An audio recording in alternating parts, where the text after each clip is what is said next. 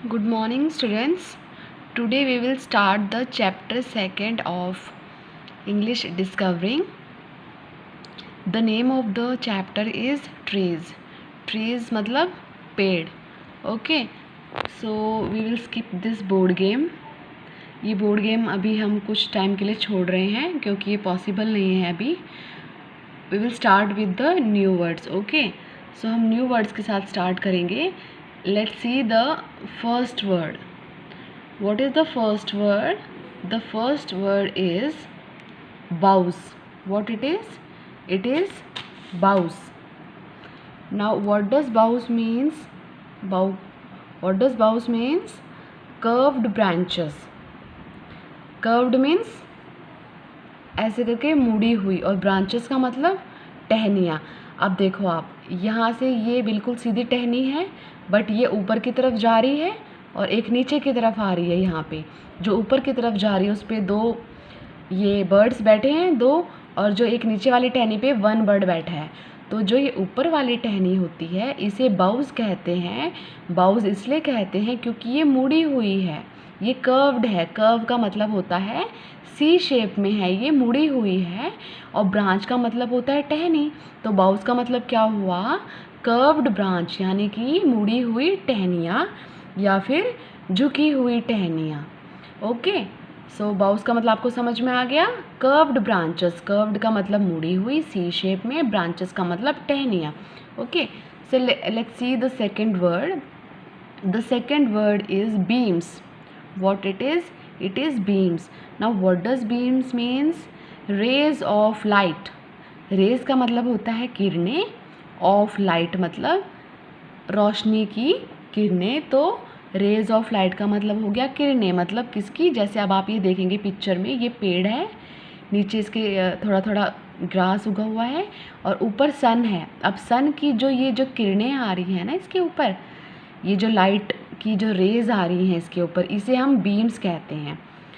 Got it? Beams क्या होता है? जो सन की जो रेज होती हैं, जो ये इसकी किरणें होती हैं ना, जो ये पेड़ के ऊपर पड़ रही हैं, इसकी हेल्प की वजह से ही जो ट्रीज़ हैं, सनलाइट की जो रेज की हेल्प की वजह से वो हरा भरा है और वो खाना भी बनाता है. सनलाइट, अगर सनलाइट नहीं मिलेगी तो ट्रीज़ अपना फूड कैसे बनाएंगे? ठीक है.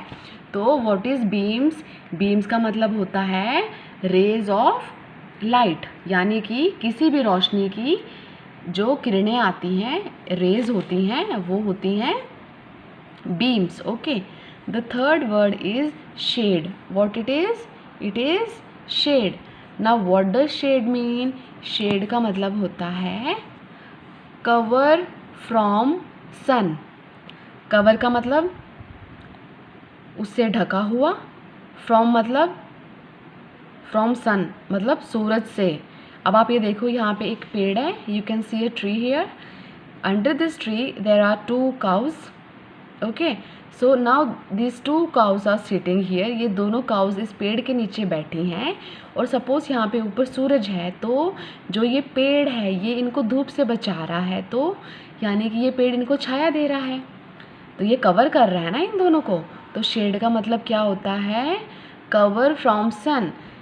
शेड का मतलब हिंदी में छाया, और इंग्लिश में जब कोई चीज़ आपको सन से कवर कर ले. ठीक है. जो सूरज की धूप से आपको बचा रहा है, ये पेड़ बचा रहे हैं यहाँ पे. You can see this tree. This tree is saving these 2 cows from the heat of the sun. ठीक है. तो शेड का मतलब क्या हो गया? शेड का मतलब होता है छाया.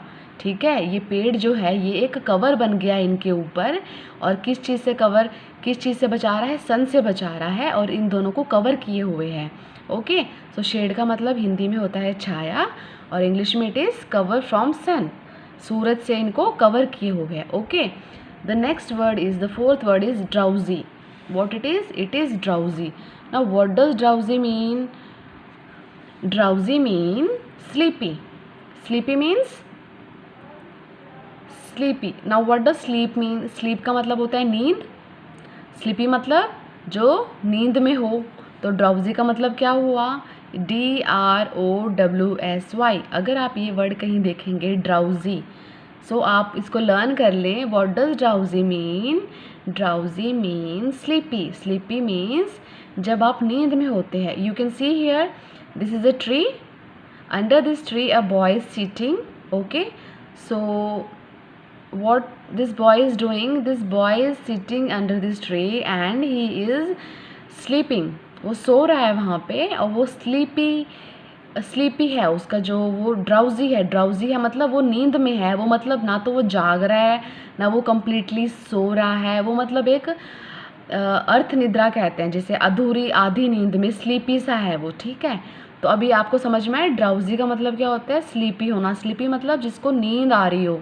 जैसे इस लड़की को यहाँ पे नींद आ रही है और ये पेड़ के नीचे बैठकर आराम से छाया में इसको ठंडी हवा लग रही है और ये एक स्लीपी सी पोजीशन में है. ड्राउजी फील कर रहा है, इसको नींद आ रही है यहाँ पे. ठीक है, तो अभी समझ में आपको ड्राउजी का मतलब स्लीपी. स्लीपी मीन्स नींद आना.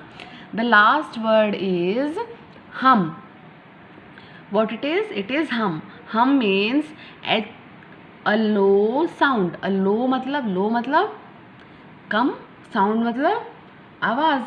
ठीक है, तो a low sound होता है. जैसे अब you can see here, अब ये दिस इज़ अ लेडी. अब ये एक लेडी है, ये बात कर रही है एक बहुत ही कम आवाज़ में, बहुत ही नीची आवाज़ में.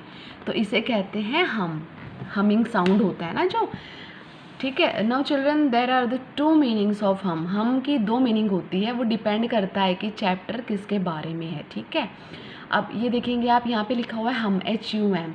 अब हम का मीनिंग एक तो होता है अ लो साउंड. अ लो साउंड मीन्स बहुत ही कम आवाज़ में जब कोई बात करता है. जैसे ये लेडी है, ये दोनों जो अपने हैंड्स को मुंह पे रख के बहुत आराम से कुछ बोल रही है किसी को, तो ये भी एक हमिंग साउंड है.